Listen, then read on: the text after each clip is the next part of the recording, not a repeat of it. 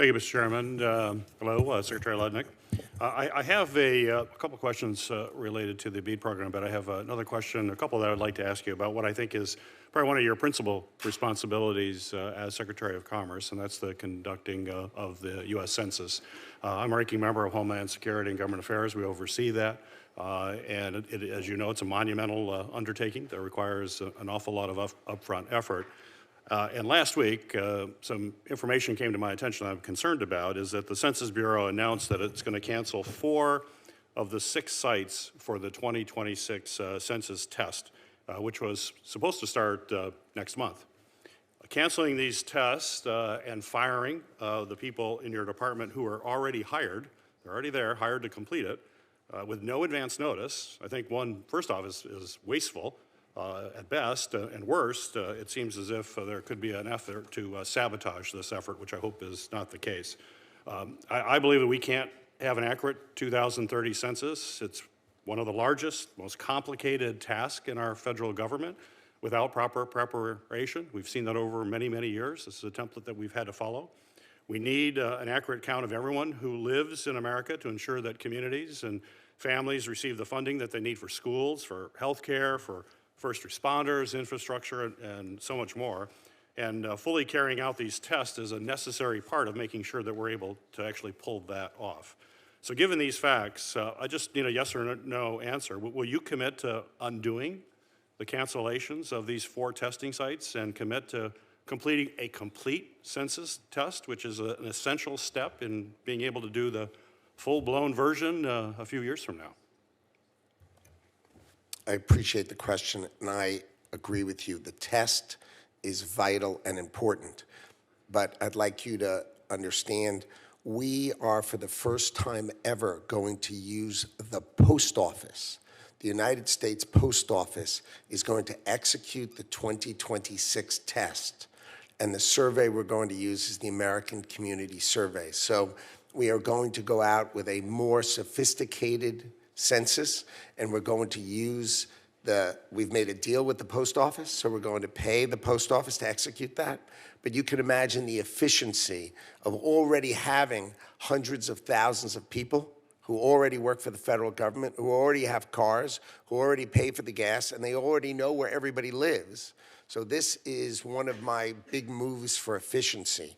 We are testing 2026.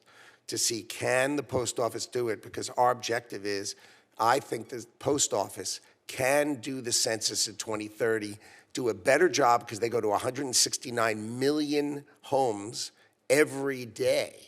They should be able to do the census brilliantly and for far more efficiently.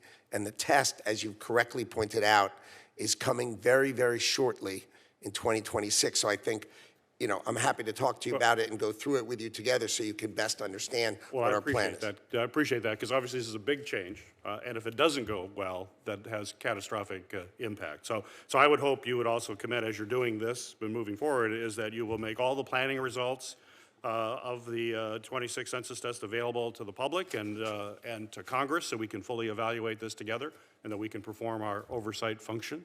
Would that be something you'd be willing to agree to today? Fully transparent with the test. I'll certainly take that under advisement, but it makes perfect sense for us to talk about it and make sure this is a test of a new idea. Let's see how it goes, but I'd be happy to meet with you and your staff and go through it because that makes sense. Yeah, I'd appreciate it. And if it's not going well, it's hard to, time is a wasting. So it's important for us to really have a good sense of what's going to be going on. Well, that's why it's vital, but that's why it's vital to do the test in 2026 for the 2030 census, right? That's why this test is vital. And it's also vital that we assess it fully to understand it's actually working, so we can make a course correction if necessary. Also on the topic of the census, has been reported that your department plans to add a question to the census test asking people their citizenship status. The Supreme Court has already overturned past efforts to include a citizenship question on the census, and it's because the Constitution, it's a great document, the U.S. Constitution, requires the Census Bureau count, quote, the whole number of persons in each state, end of quote, regardless of citizenship status.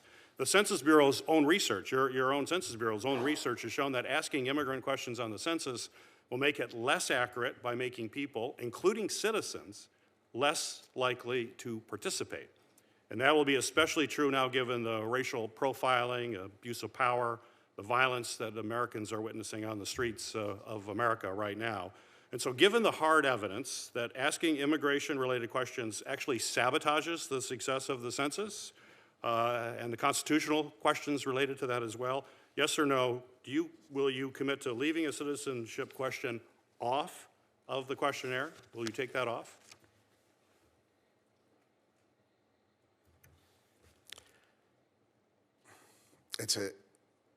Senator, it's a longer answer.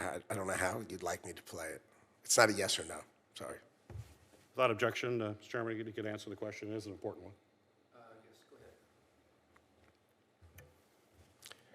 You correctly point out that citizenship is not in the Constitution for the apportionment, right? The most important thing, which is the 435 seats and the 435 electoral votes, are not predicated on citizenship. That is not it's not a necessary factor to determine apportionment. What the questionnaire is, I don't know, and we've not decided. But I agree with you, citizenship is not in the Constitution for apportionment. But just to the question, the other part is that your own department has evidence to show that it has a chilling effect on people even participating in the census, including citizens. And if they're not participating, then that is going to have an impact on their local community's ability to access public health benefits, education benefits, and a long list, which I know you're very well of. It is very troubling, and it's based on objective studies done by the Census Bureau. Having that on that test is going to undercount citizens based on research that is done. Doesn't that trouble you? I'm not familiar with that being true, but I will look into it. Appreciate it. Thank you, Mr. Chairman. Senator Reed. Well, thank you very